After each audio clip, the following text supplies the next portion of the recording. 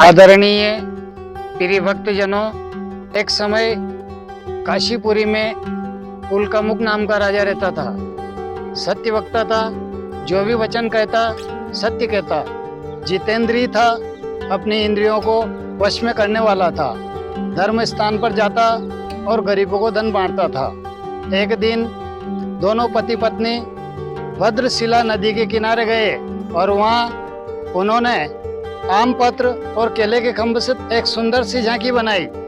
उसमें भगवान विष्णु की प्रतिमा विराजमान की और श्री सत्यनारायण भगवान का व्रत और पूजन श्रद्धा भाव और पराभक्ति के द्वारा किया। उल्कामुख नाम के राजा ने एक आसन लगाया, उस आसन पर दे बैठे और दोनों हाथों को घुटनों के ऊपर रखकर ज्ञान मुद्रिका लगाई और आंखें बंद कर मन के चित्त को भगवान विष्णु के चरणों में लगाकर ध्यान करते हुए मन के द्वारा श्वास के साथ ओम नाम को हृदय तक पहुंचाया।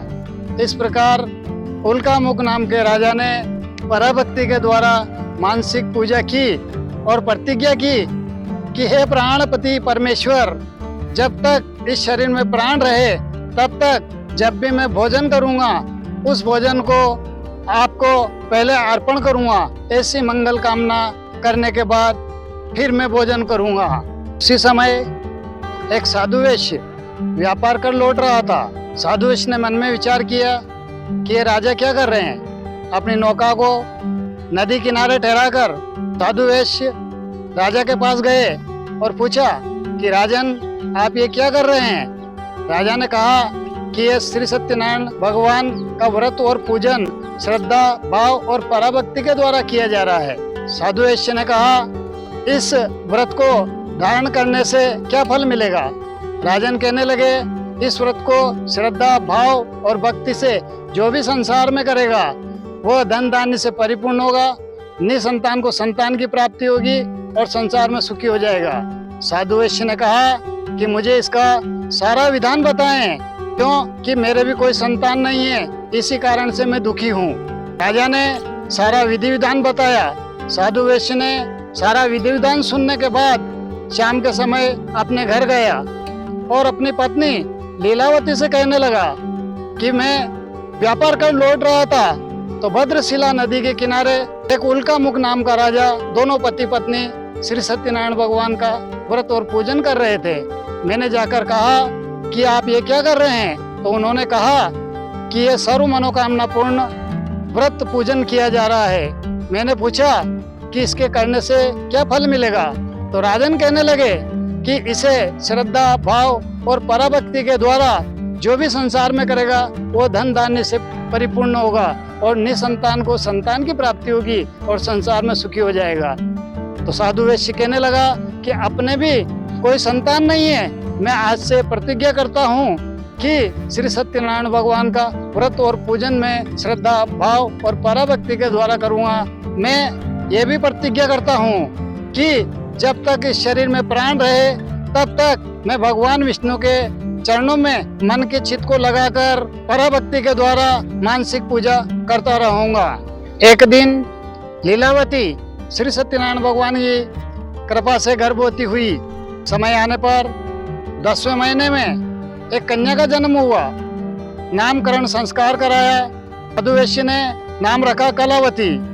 कुछ दिन बाद लीलावती ने कहा कि प्रिय प्राणनाथ पतिदेव, आपने जो संकल्प लिया था श्री सत्यनारायण भगवान का व्रत और पूजन करने का, उस वादे को पूरा करें, क्योंकि ईश्वर ने हमें संतान भी दे दी है। साधु वैश्य ने कहा, यह व्रत और पूजन इस पुत्री के विवाह पर करूंगा। आदरणीय प्रिय भक्तजनों, परमात्मा केवल एक ही गुनाह माफ करता है।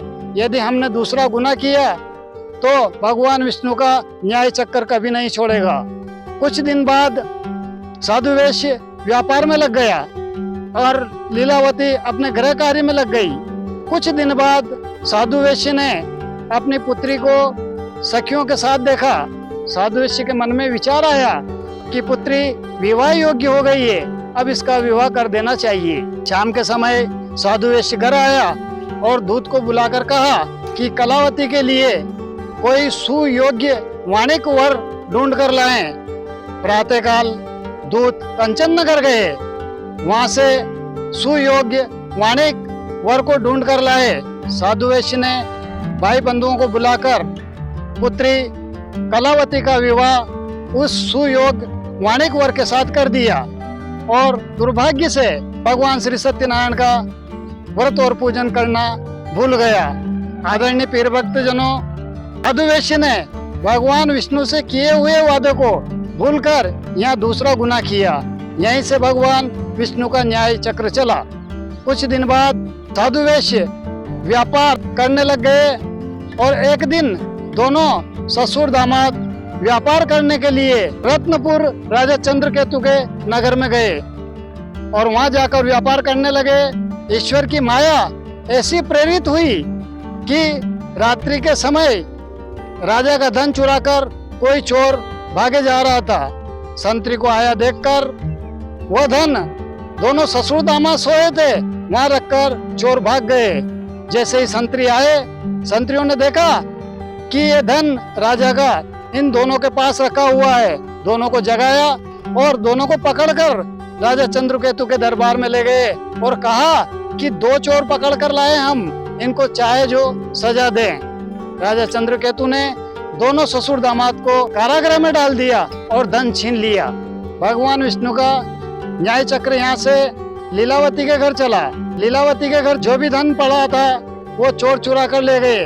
भक्तजनों, यदि पत्नी गुनाह करती है तो पति को भोगना पड़ेगा, पति गुनाह करता है तो पत्नी को भी भोगना पड़ेगा, क्योंकि पत्नी पति की अर्धांगिनी होती है। तो लीलावती बहुत दुखी हुई। एक दिन श्री सत्यनारायण भगवान का व्रत और पूजन किसी जगह हो रहा था। कलावती रात्रि के समय अपनी माँ लीलावती को बिना बताए कथा में चली गई। जब कथा पूर्ण हुई तो प्रसाद लेकर कलावती घर आई। माँ लीलावती ने पूछा कि बेटी, तू इतनी रात को कहाँ गई थी? अरे तेरा पति, तेरा पिता परदेश में है, अरे लोग क्या कहेंगे? पुत्री कलावती ने कहा, माँ एक जगह श्री सत्यनारायण भगवान का व्रत और पूजन हो रहा था, मैं वहाँ गई थी और प्रसाद लेकर आई है। जैसे ही कलावती ने लीलावती ने प्रसाद जैसे ही ग्रहण किया तो मन में विचार आया कि मुझे भी श्री सत्यनारायण भगवान का व्रत और पूजन पराभक्ति के द्वारा मानसिक पूजा करनी चाहिए। दूसरे दिन लीलावती ने अपने भाई बंधुओं को बुलाकर शाम के समय एक सुंदर सी झांकी बनाई। उसमें भगवान विष्णु की मूर्ति विराजमान की और श्रद्धा भाव और पराभक्ति के द्वारा श्री सत्यनारायण भगवान का व्रत पूजन किया। और लीलावती ने बाद में आसन लगाकर दोनों हाथों को अपने घुटनों पर रखकर ज्ञान मुद्रिका लगाई और आंखें बंद की। मन के चित्त को भगवान विष्णु के चरणों में लगाकर मानसिक पूजा पराभक्ति के द्वारा की और ये भी प्रतिज्ञा की कि हे प्राणपति परमेश्वर, जब भी मैं भोजन करूंगी तो इस भोजन को प्रसाद के रूप में आपको अर्पण करूंगी। ऐसी मंगल कामना करने के बाद फिर मैं भोजन करूंगी। लीलावती ने पराभक्ति के द्वारा प्रार्थना की कि हे प्राणपति परमेश्वर, मेरे पति और मेरे दामाद पता नहीं किस हाल में होंगे, उनको शीघ्र घर भेजें। भगवान विष्णु पराभक्ति के वशीभूत होकर राजा चंद्रकेतु को रात में जाकर स्वप्न में कहा कि राजन, तेरे कारागृह में ससुर दामाद कैद में पड़े हैं, उनका कोई दोष नहीं है, उनको प्रातः काल होते ही उनका धन देकर प्रेम से विदा कर देना, नहीं तो तेरा धन दौलत राज पाट सब नष्ट कर दूंगा। राजा को रात भर नींद नहीं आई। सवेरे जैसे ही दरबार में गया, संतरियों को अपना स्वप्न सुनाया और संतरी को आदेश किया कि दोनों ससुर दामाद को लेकर राज दरबार में आए। संतरी गए, दोनों ससुर दामाद को केस से मुक्त कर दरबार में लाए। राजा ने कहा कि भावीवश ऐसा हुआ, आपका कोई दोष नहीं है, अब आप अपने नगर को जा सकते हैं। राजा ने जो धन लिया था उसका 2 गुना धन देकर प्रेम से राजा ने दोनों ससुर दामाद को विदा कर दिया। दोनों ससुर दामाद बड़े खुश होकर अपने नगर की ओर चले। कुछ दूर गए भगवान विष्णु ने दंडी का रूप धारण करके और साधु वेश के सामने जाकर कहा कि साधु वेश, इस नाव में क्या है? साधु वेश ने अहंकार वश वाणी से बोला कि दंडी महाराज, आप ऐसा क्यों पूछते हो? क्या धन लेने की इच्छा है? तो उन्होंने कहा कि धन लेने की इच्छा तो नहीं है, लेकिन इस नाव में क्या है? उन्होंने कहा, अरे इसमें तो बेलपत्र भरे हुए हैं। दंडी महाराज ने कहा कि तुम्हारा वचन सत्य हो। इतना कहकर समुद्र किनारे जाकर दंडी महाराज बैठ गए। जैसे साधु वेश्य ने नाव को ऊंची उठी हुई देखा, पास में जाकर देखा तो नाव के अंदर बेलपत्र भरे हुए थे। साधु वेश मूर्छित होकर जमीन पर गिर पड़ा। कुछ समय बाद जैसे ही मूर्छा खुली तो दामाद ने कहा कि ये सब आपके कटाक्ष वचनों के कारण हुआ, ये दंडी महाराज ने किया, उनके पास चलकर क्षमा मांगनी चाहिए।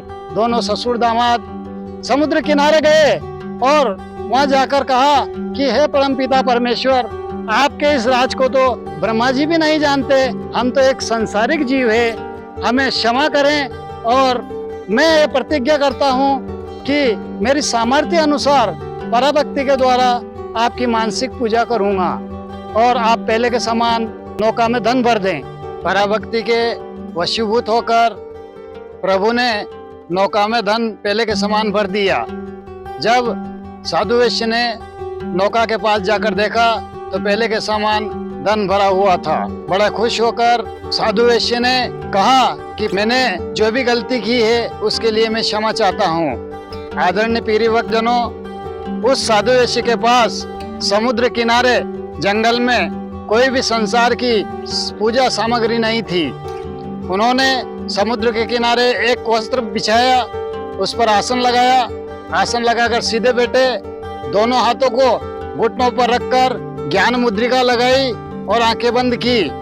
मन के चित्त को भगवान विष्णु के चरणों में लगाकर ध्यान करते हुए प्रार्थना की कि हे प्राणपति परमेश्वर, मैंने जो भी गलती की उसके लिए मैं क्षमा चाहता हूँ। और श्वास के द्वारा ओम को हृदय तक पहुँचाया और कुछ देर श्वास रोककर कानों से सुना तो हृदय की गति से ओम ओम की आवाज आ रही थी। ठीक इसी प्रकार साधु वेश्य ने पराभक्ति के द्वारा मानसिक पूजन किया। साधु वेश्य ने मन में विचार किया कि प्राणपति परमेश्वर, जब भी मैं भोजन करूंगा उस भोजन को प्रसाद के रूप में भगवान विष्णु को अर्पण करूंगा। ऐसी मंगल कामना करने के बाद फिर मैं भोजन करूंगा। इति श्री सत्यनारायण यथार्थ व्रत कथा तृतीय अध्याय मंगलमय हो। जगत गुरु श्री सत्यनारायण विष्णु भगवान की जय हो। सतगुरु स्वामी अडगड़ानंद जी महाराज की जय हो। हरि ओम, हरि ओम, हरि ओम।